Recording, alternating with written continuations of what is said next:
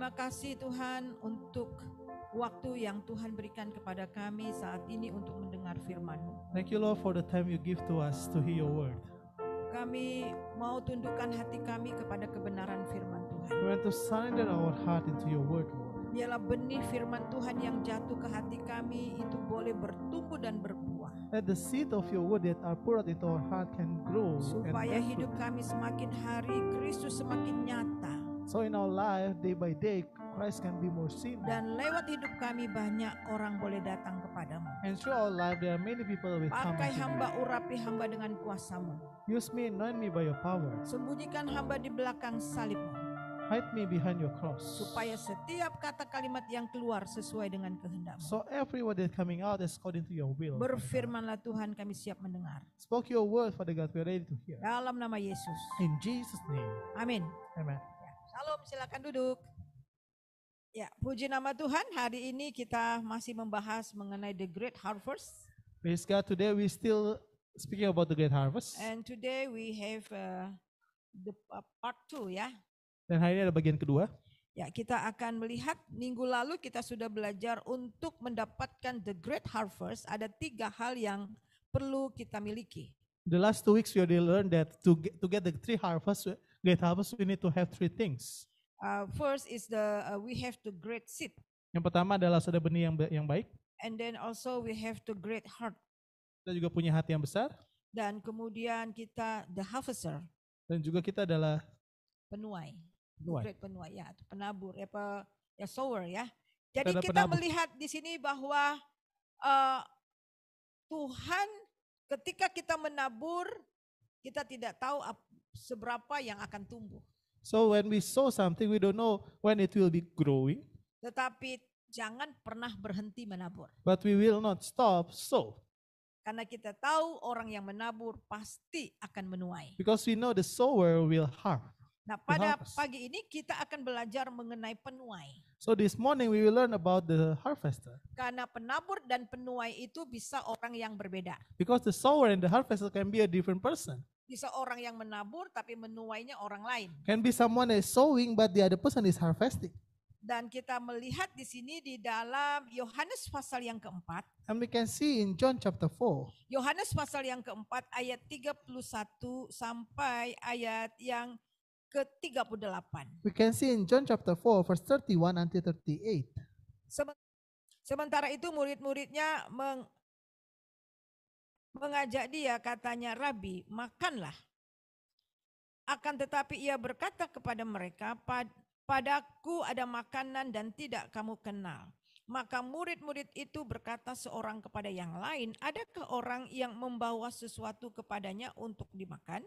Kata Yesus kepada mereka, "Makananku ialah melakukan kehendak Dia yang mengutus aku dan menyelesaikan pekerjaannya. Bukankah kamu mengatakan 4 bulan lagi tibalah musim menuai? Tetapi aku berkata kepadamu, lihatlah sekelilingmu dan pandanglah ladang yang sudah menguning dan matang untuk dituai. Sekarang juga penuai telah menerima upahnya. Ia mengumpulkan buah untuk hidup yang kekal, sehingga penabur dan penuai sama-sama bersukacita. Sebab dalam hal ini benarlah peribahasa, yang seorang menabur dan yang lain menuai. Aku mengutus kamu untuk menuai apa yang tidak kamu usahakan. Orang-orang lain berusaha dan kamu datang memetik hasil usaha mereka. John chapter 4 verse 31 to 38. Meanwhile the disciples were urging him, Rabbi, eat something. But he said to them, I have food to eat that you know nothing about. So disciples began to say to one another, no one brought him anything to eat, did they? Jesus said to them, my food is to do the will of the one who sent me and to complete his work. Don't you say there are 4 more months and then comes the harvest? I tell you, look up and see that the fields are already white for harvest. The one who reaps receive pay and gather fruit for eternal life, so that the one who sows and the one who reaps can rejoice together. For in this instance the saying is true, one sows and another reaps. I sent you to reap what you did not work for. Others have labored and you have entered into their labor. Amen. Saudara, kita melihat di sini bahwa Tuhan katakan, lihatlah sekelilingmu. We can see here that the Bible says, see around you. Bahwa ladang sudah menguning. that the fields are already time for harvest. Dan 4 bulan lagi akan ada penuaian. Tetapi Tuhan katakan, lihat bahwa ladang sudah menguning. There are 4 more months and then come the harvest. I tell you, look up and see that the fields are already white for harvest. Jadi di sini mengatakan bahwa tidak perlu menunggu lagi. So the Bible says that we shouldn't need to wait anymore. Karena harus terjadi penuaian dengan segera. Because the harvest must come soon. Karena padang atau gandum atau padi semuanya sudah menguning. Because the grain is already white, the crops are white.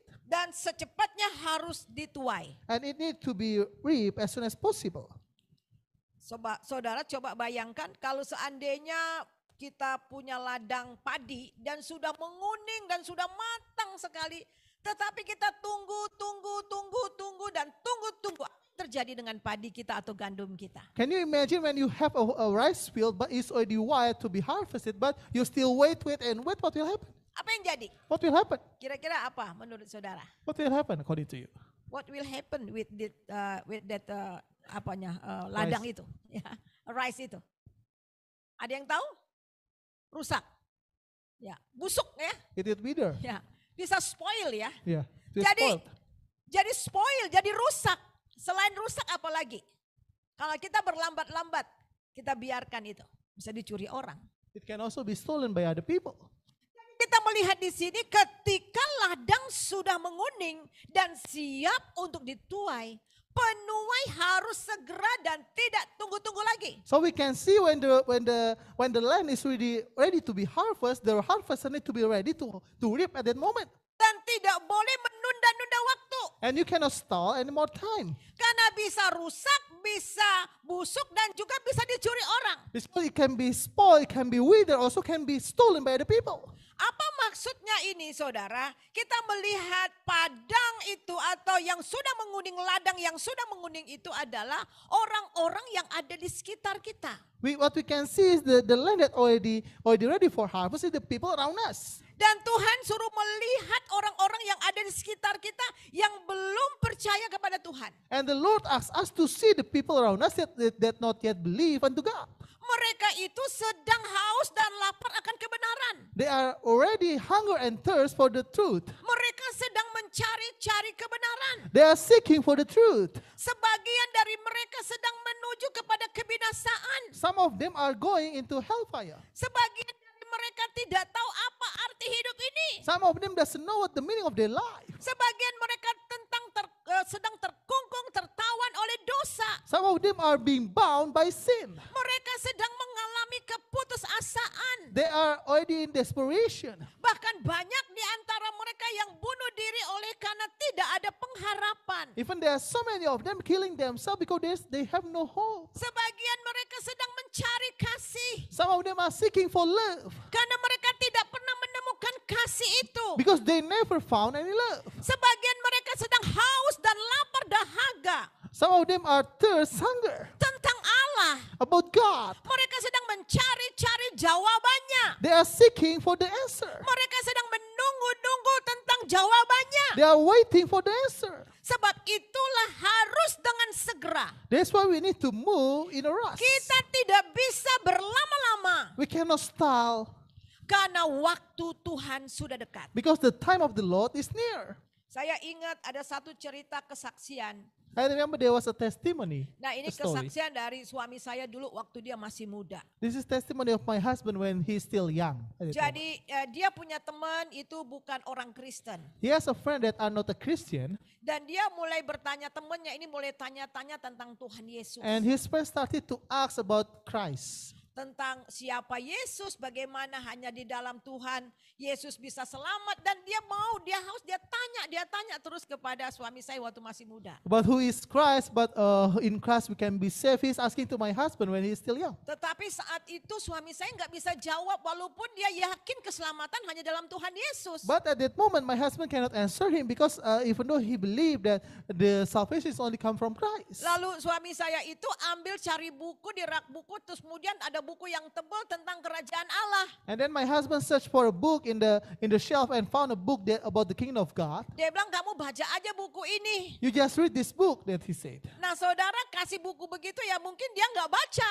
If you give the book like that, maybe he will not read it. Dan apa yang terjadi, temannya ini 2 hari kemudian main di pantai. And what happened? His friend the next 2 days are playing on the beach, Kemudian dia diseret oleh ombak dan mati. and he was taken away by the waves and passed and Beberapa died. hari kemudian mayatnya baru diketemukan. In some days, the body found. Ketika ladang itu sudah siap dituai. When the harvest are ready to be reaped, Kalau kita tidak langsung menuainya, if we are not directly reap it, mereka akan binasa. they will pass away and die. Oleh sebab itu saudara, ini adalah tanggung jawab anak-anak Tuhan. That's why this is the responsibility of the children of God. Tuhan memilih kita supaya kita pergi dan menghasilkan buah. The Lord chose us for us to go and bear fruit, Untuk menghasilkan tuaian jiwa.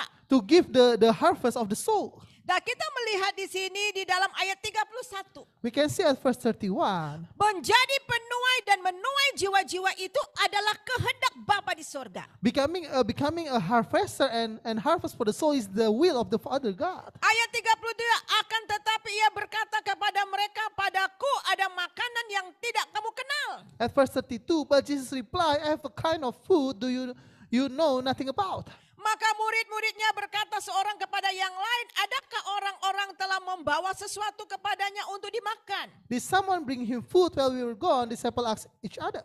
Kata Yesus kepada mereka, makananku ialah melakukan kehendak Dia yang mengutus aku dan menyelesaikan pekerjaannya. Then Jesus explained, my nourishment comes from doing the will of God who sent me and from finishing his work. Jadi kita melihat di sini tujuan Tuhan Yesus datang untuk melakukan kehendak Bapa dan menyelesaikannya. So we can see the purpose of Lord Jesus came is to do the will of God and finish it. Dan apa itu kehendak Bapa? Mari kita melihat di dalam Yohanes pasal yang ke-6. And see what is the will of the Lord. We can see in John chapter 6. Yohanes pasal 6 kita mulai baca di dalam ayat 38. We can start reading from verse 38. Sebab aku telah turun dari surga, bukan untuk melakukan kehendakku, tetapi melakukan kehendak Dia yang mengutus aku. Dan inilah kehendak Dia yang telah mengutus aku, yaitu supaya semua orang yang diberikannya kepadaku jangan ada yang hilang, tetapi supaya aku bangkitkan pada akhir zaman. Sebab inilah kehendak Bapakku, yaitu supaya setiap orang yang melihat anak dan percaya kepadanya beroleh hidup yang kekal, dan supaya aku membangkitkan pada akhir zaman. John chapter 6 verse 38 to 40. For I have come down from heaven to do the will of God who sent me, not to do my own will. And this is the will of God, that I should not lose even one of all those he has given me, but that I should raise them up at the last day. For it is my Father's will that all who see his Son and believe in him should have eternal life. I will raise them up at the last day. Jadi kita melihat di sini saudara bahwa kehendak Bapa itu adalah untuk keselamatan dunia.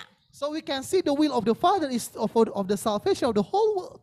Tujuan terbesar Yesus datang ke dunia itu mati di salib supaya semua orang boleh percaya kepadanya dan mendapatkan hidup yang kekal. The greatest purpose of Lord Jesus Christ dying on the cross is for everyone to believe him and receiving the eternal life. Dan supaya mereka dibangkitkan pada akhir zaman nanti. And also for them to raise up in the end of times. Dan inilah kehendak Bapa. And this is the will of the Father. Inilah makanan dan minuman daripada Yesus untuk melakukan kehendak Bapa dan menyelesaikannya. This is the food and drink of Lord Jesus Christ to do the will of the Father and finish it. Yesus sudah melakukan dan menyelesaikannya. Jesus already do it and finish it. Dengan mati dan bangkit untuk kita. We die and resurrected for us. Dan Dia telah naik menyediakan tempat bagi kita. And he already arise to prepare the place for us. Tetapi kemudian berita keselamatan itu harus disebarkan. But the word of salvation need to be spread out. Harus ditabur. Need to be sown. Jadikan semua bangsa muridku. Make every people as my disciple. Itu means that we need to go. Kita harus menabur. We need to sow. Kita harus menuai. We need to harvest. Dan Reap. ini tugas setiap orang percaya. And this is the duty of all believers. Bukan hanya tugas pendeta, Not only a pastor, tugas hamba Tuhan, not only a preacher, a minister, tetapi setiap orang yang percaya kepadanya. but every person that believe in him. Dan di sini dikatakan bahwa dia tidak menginginkan seorang pun hilang. And we can see that he doesn't want any person to lose. Dia mau setiap orang bertobat dan diselamatkan. He want to everyone to repent and be saved. Mari kita melihat di dalam 2 Petrus pasal yang ketiga ayat yang ke-9. Let us see in 2 Peter chapter 3 verse 9. Mari kita baca 2 Petrus pasal 3 ayat yang ke-9. 2 Peter chapter 3 verse 9. Ya, could you please read to us? Verse 9. Second. Oke, bahasa Indonesia. Ya. 2 Petrus 3 ayat 9.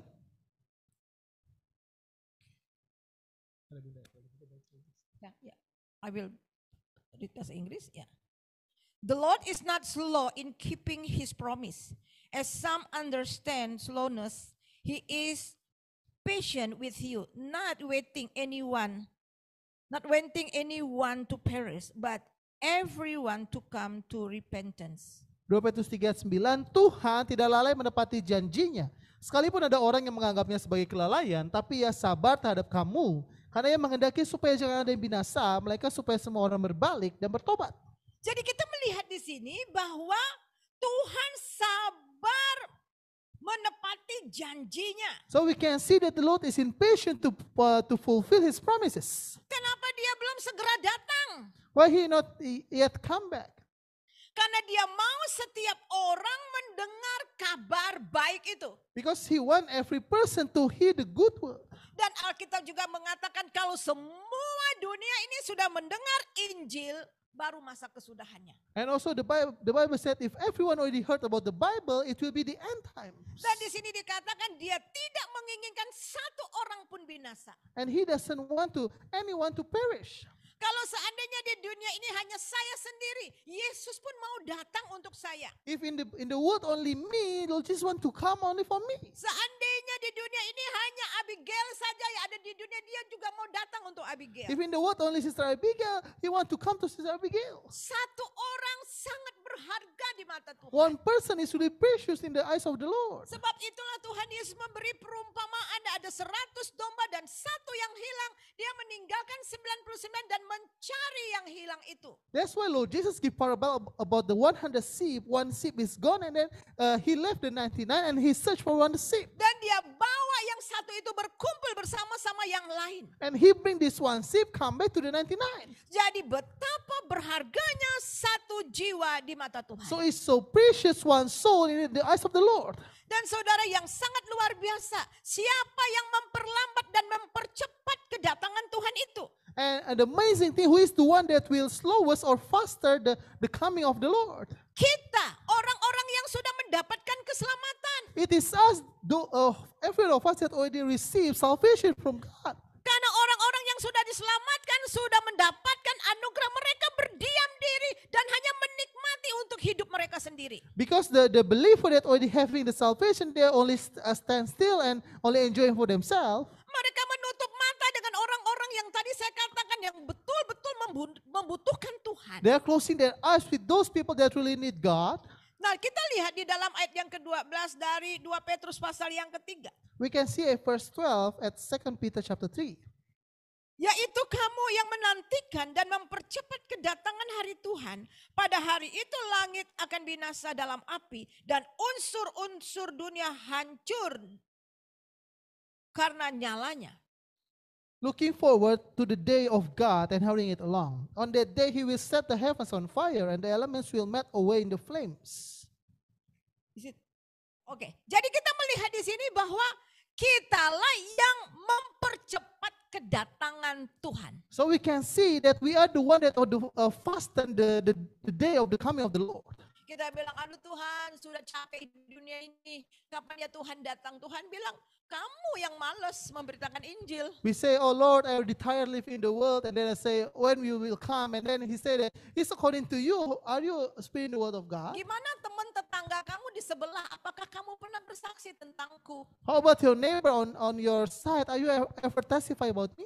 Gimana orang-orang yang setiap hari kau ketemu di pasar yang selalu berhubungan, bercakap-cakap denganmu? Or the people that you meet every day in the market always talking with you? Pernahkah engkau memberitakan tentang aku? Have ever you speak about to them about me?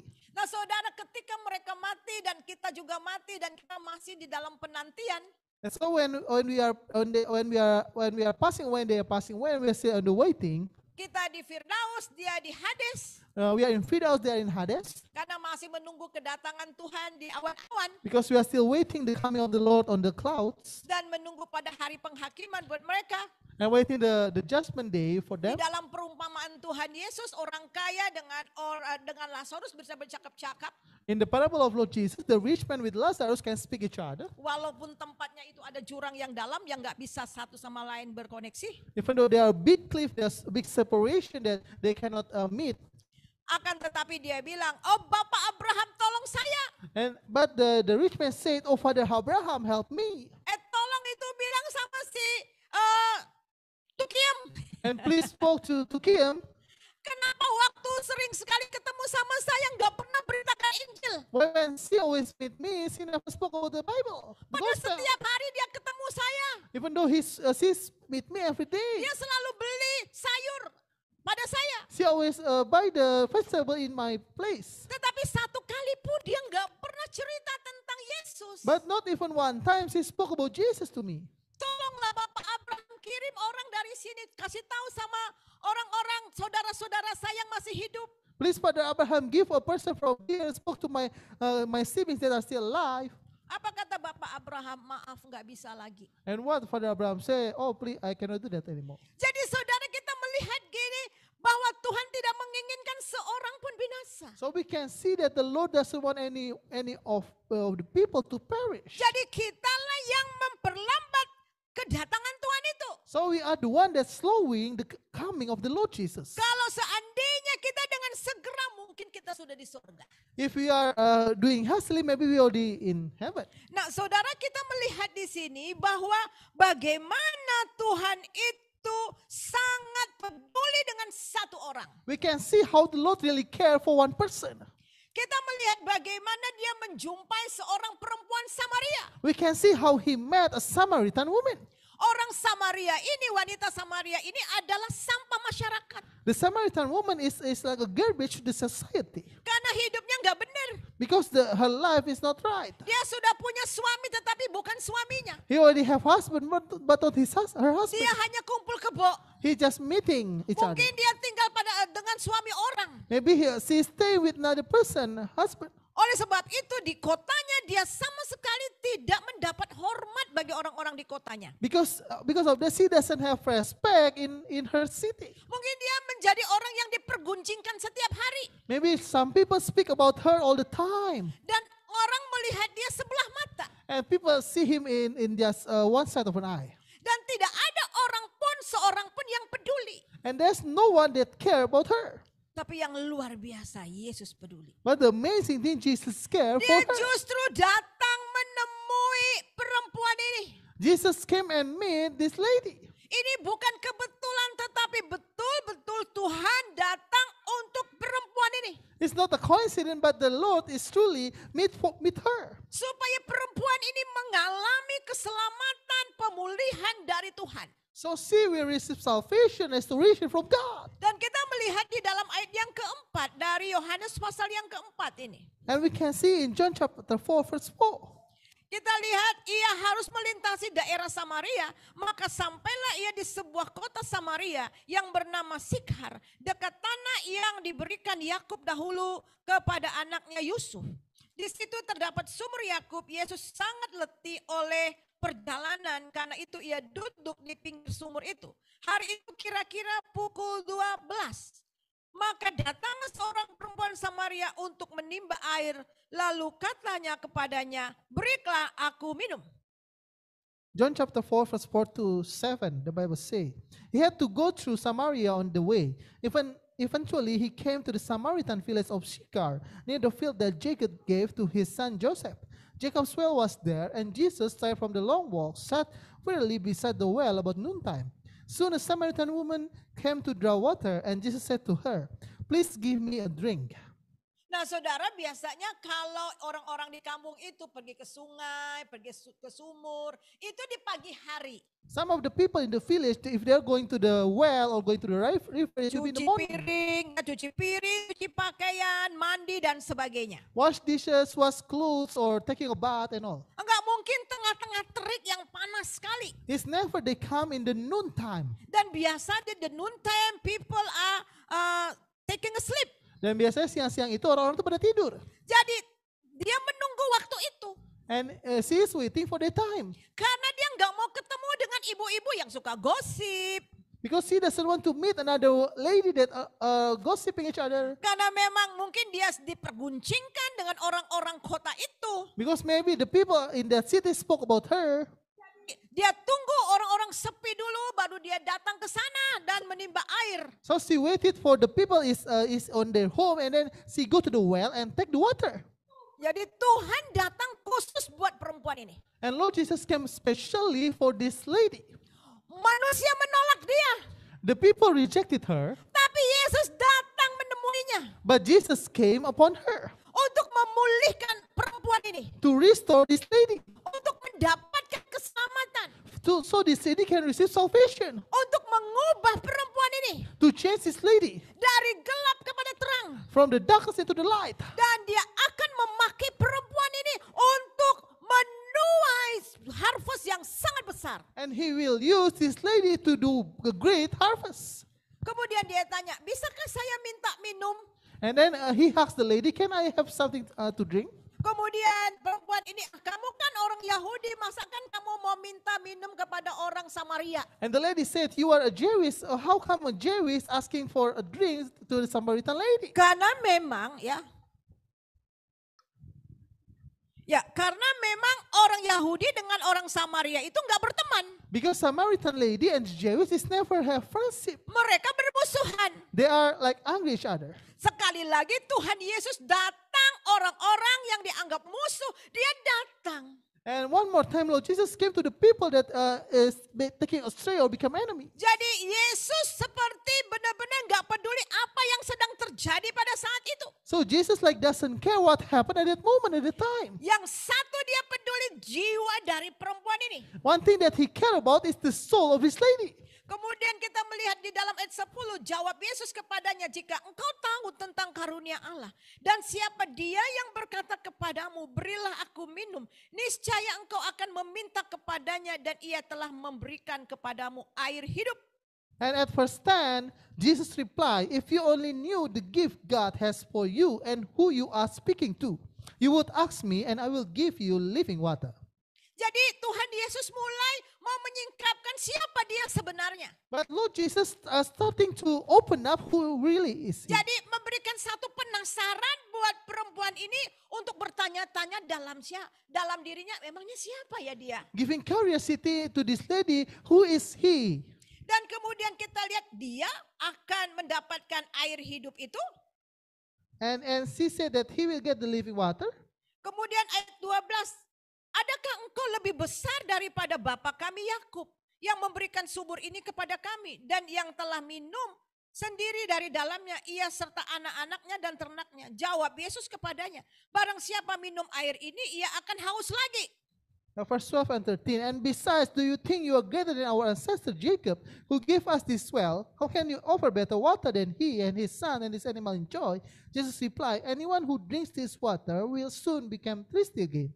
Jadi dia menunjukkan bahwa dia mulai menggiring perempuan ini kepada Allah itu sendiri. He starts to bring this woman into God himself. Dia katakan kalau kamu minum air ini kamu akan haus lagi. He said that if you drink this water, you will be thirsty again. Ini menunjukkan kepada perempuan ini yang sedang haus akan kepuasan hidup. He's telling about this lady that are longing for the desire of her life. Mungkin dia kesepian, dia kesendirian, tidak ada orang peduli. Dia kemudian mungkin juga kehilangan kasih sehingga dia ingin dipuaskan hidupnya. Maybe she's alone, she doesn't have anything that she want to be, the desire of her life want to be fulfilled. Mungkin dengan mempunyai laki-laki yang banyak dia merasa hidupnya puas, tetapi tetap tidak mengalami kepuasan hidup. Maybe by meeting so many men, he will be fulfill her life, but it's not. She still Karena doesn't have that. kepuasan itu hanya ada di dalam Tuhan Yesus. Because the fulfillment is only come in Lord Jesus Christ. Oleh sebab itu Tuhan Yesus katakan kalau kamu minum air ini kamu akan haus lagi. That's why Lord Jesus says, if you drink from this water, you'll be thirsty again. Apapun yang diberikan dunia tetap kita akan mengalami kehausan. Now, anything that the word provide, you will have thirsty again. Karena kepuasan hidup itu hanya datang daripada Tuhan. Because the fulfillment of your life is only come from God. Kemudian kita melihat di sini ayat yang ke-15, jadi penasaran perempuan ini. Kata perempuan itu katanya, Tuhan berikanlah aku air itu supaya aku tidak haus dan tidak usah datang ke sumur ini untuk menimba air. And at verse 15, the woman, please sir, the woman said, give me this water, then I'll never be thirsty again. I won't have to come here to get water. Yang dimaksudkan oleh Tuhan Yesus itu adalah air kehidupan, dia sendiri. The Lord Jesus say about the living water, it is himself. Tetapi kemudian kita melihat ini yang dimaksudkan oleh perempuan ini masih seperti air dunia ini, air biasa. But the woman said it's like just ordinary water. Dan dia katakan, berikan aku minum ya Tuhan supaya aku tidak haus lagi. And she said that just give me the water so I will not be thirsty again. Dan kemudian Tuhan mulai menunjukkan apa dia sebenarnya di dalam ayat 16. And- Kata Yesus kepadanya, pergi panggillah suamimu dan datang ke sini. And the Lord Jesus want to try to show who he is at verse 16. Go and get your husband, Jesus told her. Jadi Tuhan langsung menunjukkan akan kelemahan dan dosanya. So the Lord did her weakness and her sin. Tuhan datang untuk menyelesaikan masalah yang terbesar dalam hidupnya. Lord Jesus came to end the biggest mistake, biggest problem in her life. Sebab dia katakan, pergilah panggil suamimu datang ke tempat ini. Dan Yesus tahu banget bahwa itu yang tidur dengan dia itu bukan suaminya. Because Lord Jesus said, go and get your husband. And Lord Jesus know that the one that's sleeping with her is not her husband. Itu mungkin suami orang, teman tidurnya saja. It's maybe another woman husband.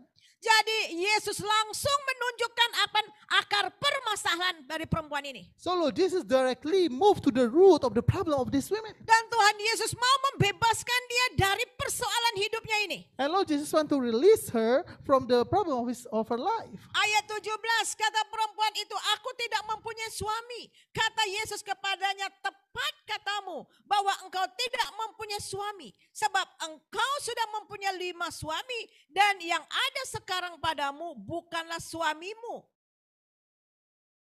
Dalam hal ini engkau berkata benar. Verse 17 and 18. I don't have a husband, the woman replied. Jesus said, you are right, you don't have a husband. For you have had 5 husbands and you are even married to the man you are living with now. You certainly spoke the truth.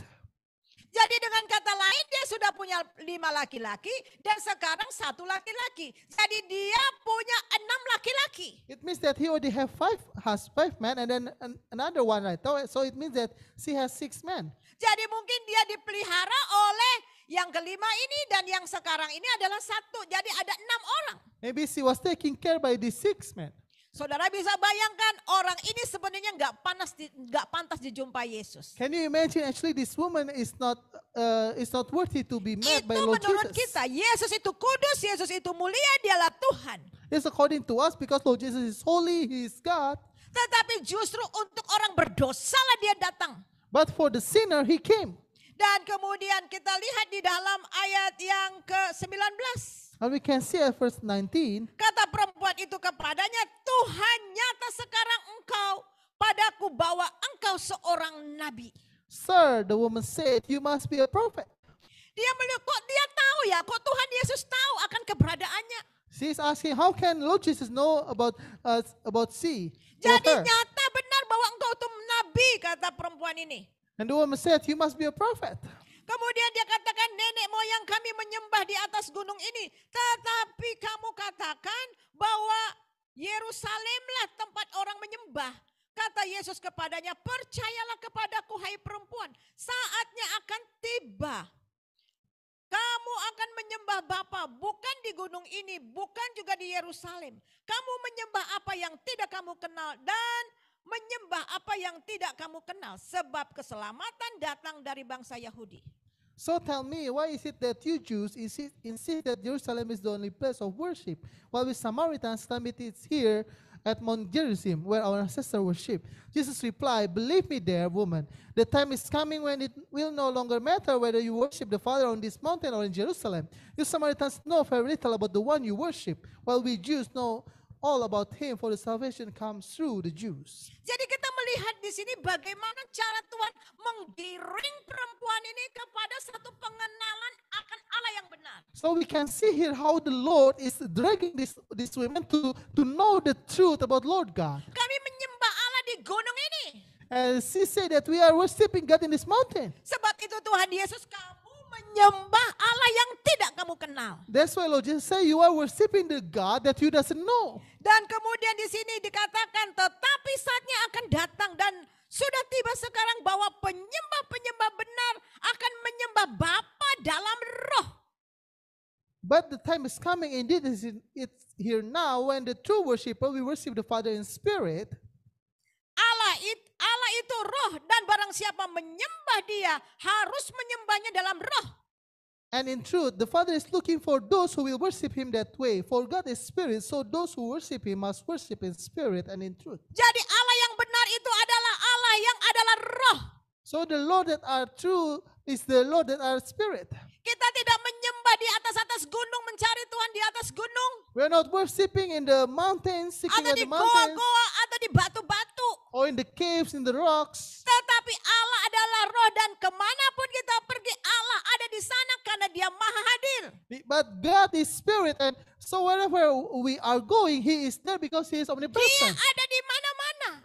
Kalau Yesus mau menemui seseorang yang dianggap nggak berguna pada saat itu, If Lord Jesus want to meet somebody that I say that unworthy at that moment, siapa kita yang menganggap kita berarti sehingga kita nggak mau datang kepada orang-orang seperti ini? who we are that think we are precious, so we doesn't want to come to this kind of people. Yesus datang kepada orang-orang yang benar-benar terabaikan. Lord Jesus came to the people that are really in the lowest place. Dia juga datang kepada orang yang dirasuk setan legion di Gerasa. He also come into the people that are entered by legion in Gerasa. Semua orang tidak peduli, semua orang sudah meninggalkan orang ini. All the people already leaving this person behind, Tetapi dia datang untuk orang itu. but he came to the person. Dan apa yang terjadi saudara, perjumpaan dengan Yesus, perempuan ini mengalami perubahan hidup yang luar biasa. But what happened with Lord Jesus meeting this lady, the life of this lady becoming changed. Kemudian ayat 25, jawab perempuan itu kepadanya, aku tahu bahwa Mesias akan datang. Ia akan memberitakan segala sesuatu kepada kami. Verse 25, the woman said, I know the Messiah is coming, the one who is called Christ. When he comes, he will explain everything to us. Then Jesus declared, I who speak to you am he. Kata Yesus kepadanya, akulah dia yang sedang berkata-kata dengan kau. Jadi akulah dia. I am he, the Messiah. Akulah Mesias itu. I am he, the Messiah. Akulah yang dijanji-janjikan itu. I am the one that being promised. Dengan kata lain, akulah Tuhan itu. And he's also saying, I am God. Akulah air kehidupan itu. I am the living water. Akulah kebangkitan dan hidup. I am the resurrection and life. Akulah roti hidup yang turun dari surga. I am the fresh bread that come from heaven. Itu menunjukkan bahwa Yesuslah Elohim yang dulu itu. It means that Jesus is the past Elohim. Dia adalah Allah Abraham, Ishak dan Yakub yang dulu itu. He is the God of Abraham, Isaac, and Jacob. Dan dia sudah datang. And he already come. Dia memberikan air hidup. He giving the living water. Saudara, sejak saat itu perempuan itu betul-betul terbuka hatinya dan mengundang Yesus dalam hatinya. Since that time, the women opened her heart and receiving Lord Jesus at the heart. Kemudian dia meninggalkan tempayannya segera. And she left her belongings back. Padahal dia pergi ke sana untuk mengambil air, tempayan dia tinggalkan, dia langsung pergi ke kota. Even though she come to get the water, but he left it behind and he come directly to the city. Dia mulai menceritakan tentang Yesus. She tell about Jesus. Dari rumah ke rumah dia memberitakan kabar baik dengan penuh antusias. From house to house, he's telling the good news. Dan apa yang terjadi saudara?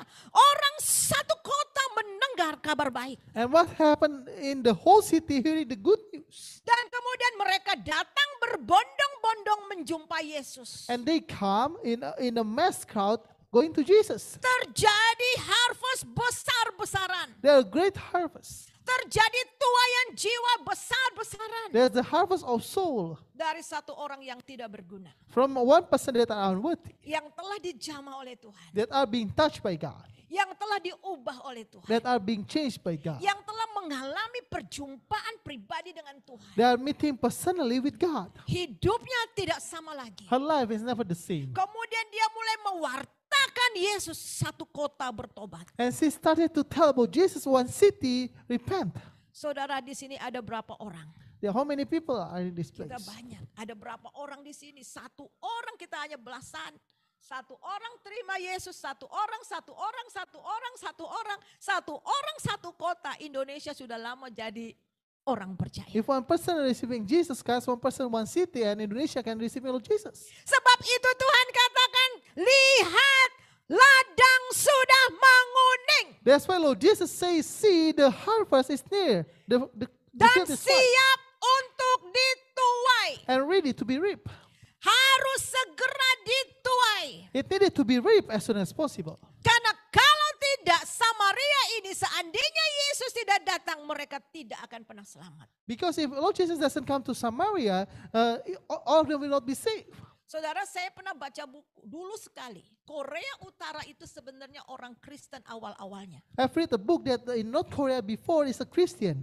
Ada penginjilan yang datang di sana Kristen dan orang-orang Korea Utara itu haus sekali akan Tuhan dan mereka meminta supaya ada missionary datang ke tempat itu. They are evangelists at that moment and they are thirsty about God and they are asking for missionary to come to their place. Tetapi missionary tidak pernah berkunjung dan akhirnya mereka menjadi komunis. But the missionary never come and they become a communist. Ketika satu ladang sudah siap mendengar Injil, When one field are ready to hear the word, kita berlama-lama iblis akan masuk. we are stalling and the devil will come in. Dan kemudian mereka akan dirampas oleh kegelapan. And they will be taken aside by the darkness. Bisa jadi mereka terhilang untuk selamanya. And they can be gone forever. Kata firman Tuhan di dalam Yeskiel, suatu kali kelak darah mereka, kalau mereka mati kita sudah ketemu sama mereka, kita tidak menginjili, darahnya akan tertumpah ke atas kita. In Ezekiel said that if we are meeting them and we are not saying the good words unto them, they are passing away, the blood will spoke to us. Tuhan akan meminta pertanggungjawaban kepada kita. God will take responsibility to us. Sebab itu saudara, mari kita melihat bahwa orang-orang yang ada di sana sedang menantikan saudara dan saya. So let us see the people over there are waiting for you and me. Ladang sudah menguning tetapi penuai-penuai sedikit.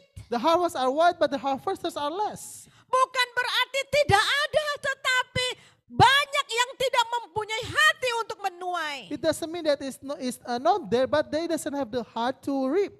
Mari kita coba melihat di dalam Lukas pasal yang ke-10. Let us see in Luke chapter 10. Verse 2 and in English. He told them, the harvest is plentiful, but the workers are few. Ask the Lord to the harvest, therefore to send out workers into his harvest field. Katanya kepada mereka, tuaian memang banyak tapi pekerja sedikit. Karena itu mintalah kepada Tuhan yang punya tuaian supaya mengirimkan pekerja-pekerja untuk tuaian itu. Pergilah, sesungguhnya aku mengutus kamu seperti anak domba ke tengah-tengah serigala. Jadi kita melihat di sini bahwa tuaian sudah menguning. So we can see that the harvest is already white. Tetapi penuainya sedikit. But the harvesters are less. Mintalah kepada yang punya tuaian. Ask for the master that have the harvest.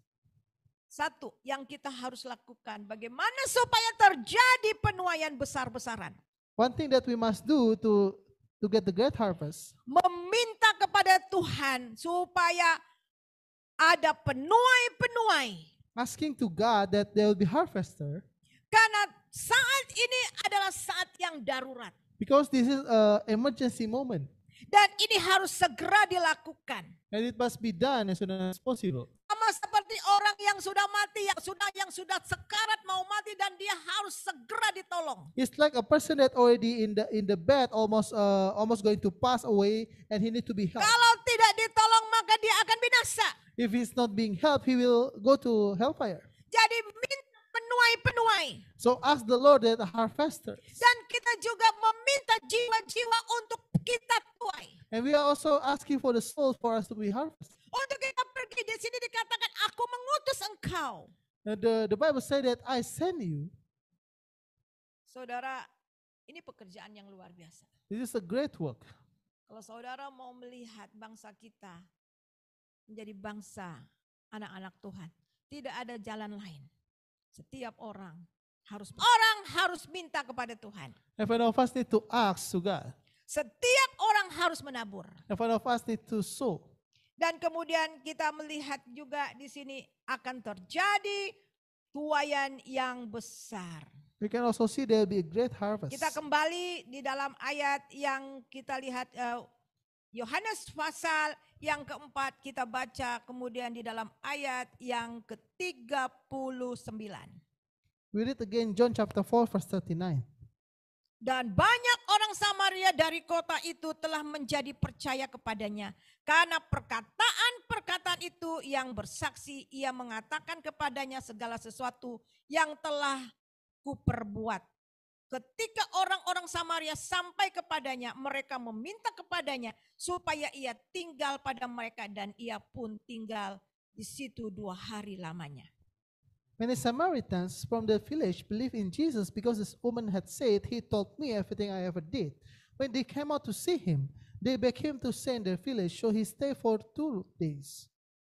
Dan lebih banyak lagi orang-orang menjadi percaya karena perkataannya.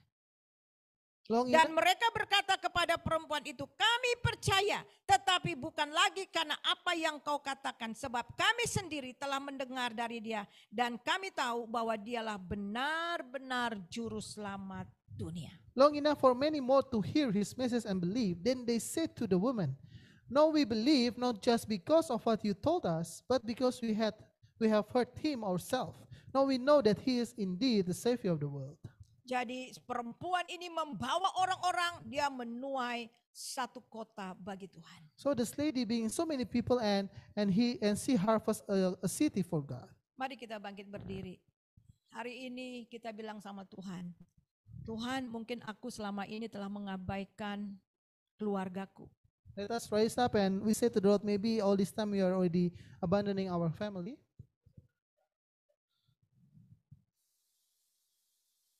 Maybe I never prayed